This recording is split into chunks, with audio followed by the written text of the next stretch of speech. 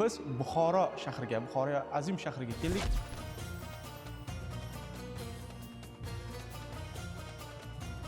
Buxoroning eng mashhur kulollaridan Abduvahid aka Buxoriy bilan suhbat uyushtirishni niyat qildik.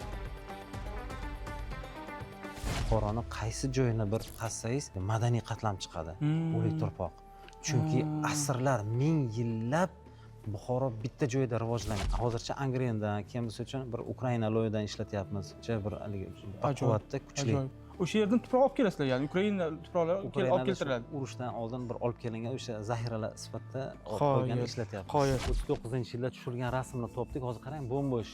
Bu yerda ko'pincha hadis yoki oyat yoziladi. Shu yerda ilm haqida ikkita hadis yozilgan ekan.